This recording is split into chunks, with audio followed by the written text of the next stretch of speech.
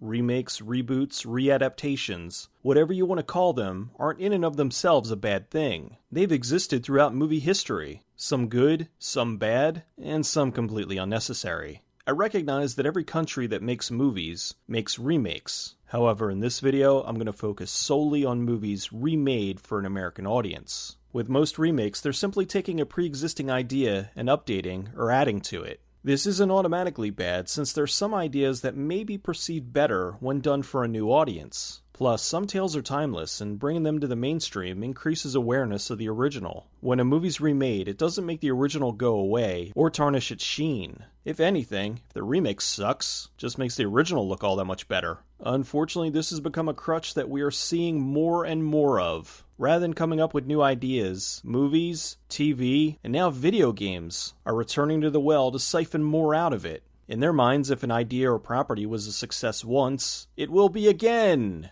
and again, and again, and again.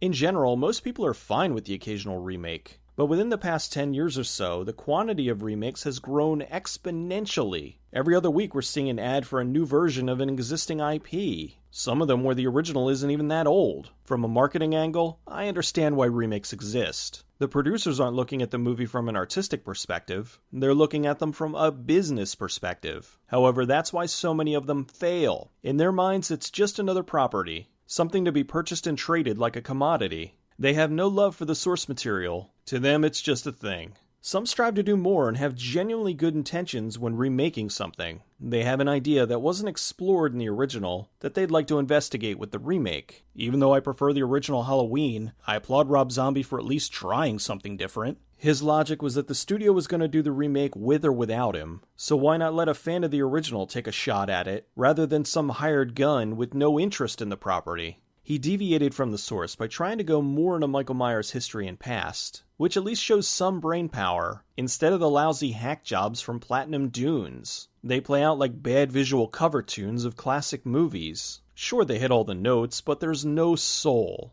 I'm not from the camp of remaking this movie ruined my childhood. I'm more from the this doesn't need to be grouping. This ties into a big downside with remakes. It takes money away from unknown properties. To a producer, it's a much safer bet to go with something previously established than to invest in a property that's unproven. How many original scripts have been passed on just so the safer bet of a remake gets greenlit? I don't understand the logic of taking $125 million and remaking a movie like Total Recall, instead of perhaps taking that money and churning out 5 or 10 smaller productions. You'd have a higher chance of return on investment, plus there's a good possibility that one of them could become the next Paranormal Activity, Saw, or Blair Witch Project. The notion that if something was a hit once, it will be again has proven its invalidity. For every hit remake like Clash of the Titans, you get a major bomb like Conan the Barbarian. There's different kinds of remakes, so let's look at the different types. First up is just regular old remakes. This is taking an existing property and, well,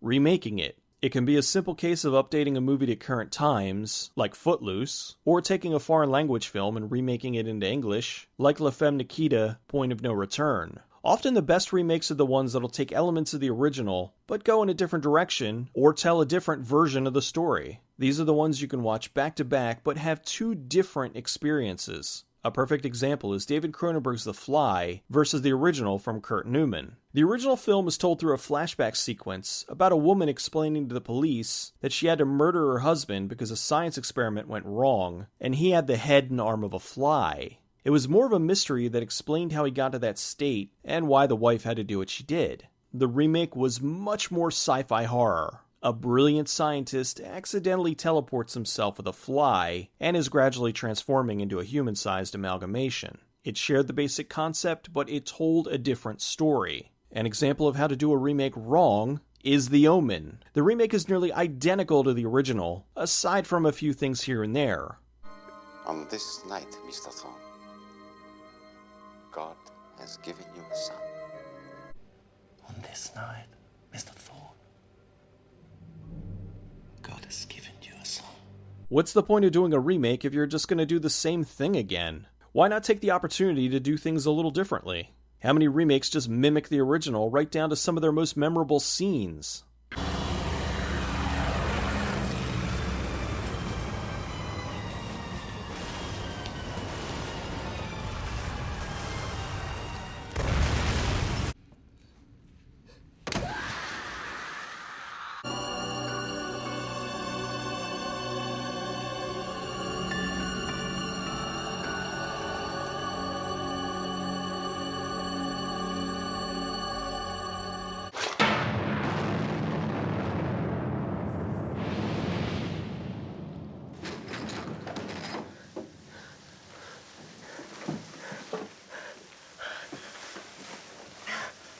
Cabin Fever's being remade with the exact script as the original. What's the point of that? Like they'll ever be able to recapture this magic.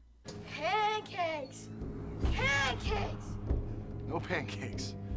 Pancakes! No pancakes! Remakes of foreign films often fail because there's a fundamental lack of understanding of the cultural background behind it, as well as why the movie's good in the first place. The Ring was a huge success when it was remade for the American market. It was well done, and they changed some things from the original movie, Ringu, to give it a unique feel that stands on its own merits as a solid remake. Unfortunately, Hollywood misinterpreted the success of The Ring. Instead of realizing that perhaps audiences wanted creepy, atmospheric horror films, they came to the conclusion that they wanted more foreign horror. So we get terrible reproductions of movies like Shudder, A Tale of Two Sisters, Pulse, Ju-on, The Grudge, Dark Water, The Eye, and One Missed Call. One of the many things they failed to realize in the conversion is cultural differences. For example, in the US, we think of ghosts as incorporeal beings, the shape of a person or the flying sheet with holes, as it were. In J-horror, the ghosts they usually focus on are called onryo, the spirit of a young girl who's been killed or wronged and has returned to take vengeance on the living. They usually don't return to go after one person in particular, they just linger in one location and inflict their revenge on anyone unfortunate to go into that space.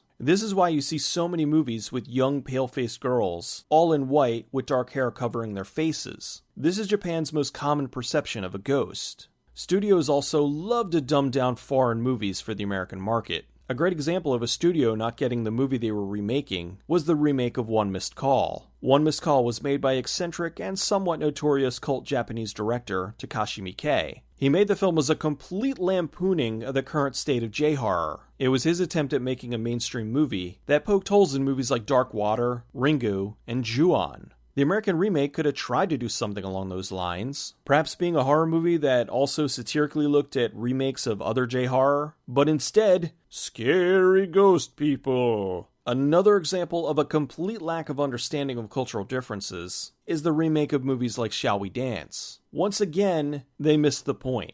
With Shall We Dance, the idea of a married couple dancing in public is incredibly embarrassing in Japan, which is why the lead goes to great lengths to go to his ballroom dancing class in secret. This was a man searching for something new in his life to call his own, not a way to escape his family. The American version didn't grasp this concept because it would be foreign to us, so the remake plays out more like an atypical romantic comedy. I guess you could say they did something differently, but in this case, then why make the remake at all? Why not just do a completely unrelated movie about dancing? So many foreign remakes don't understand the film they're remaking.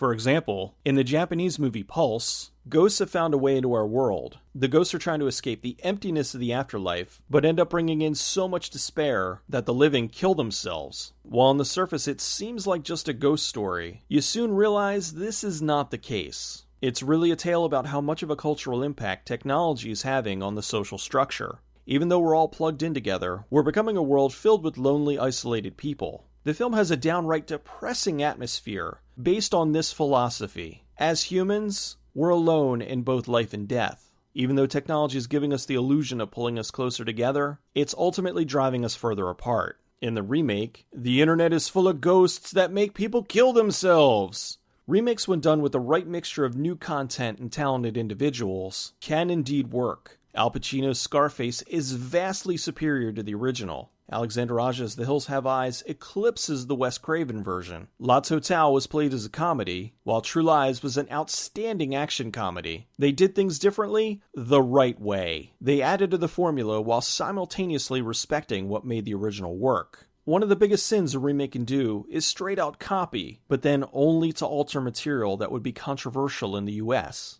Case in point is the movie Wreck, which was remade in the US as Quarantine. Quarantine plays out as an almost shot-for-shot copy of Wreck, with the exception of the reveal towards the end. In Wreck, it's explained that the viral outbreak was because of a girl that was possessed by a demon. The possessed are weak against crosses, holy water, and other religious artifacts. In Quarantine, fearing the backlash of the Catholic Church, they changed the virus to super rabies, a virus that normally only affects animals, but is mutated to affect humans. After getting wind the general public wasn't happy with the overwhelming amount of remakes, studios decided to change tactics. They had no intention of stopping, they just figured that by changing the names of the movies, they could still remake them and nobody would be the wiser. A Tale of Two Sisters became The Uninvited. Infernal Affairs becomes The Departed. The Sons of Katie Elder is now Four Brothers. Let the Right One In became Let Me In. Can't Buy Me Love is now Love Don't Cost a Thing. Natalie is now Chloe. You get the point.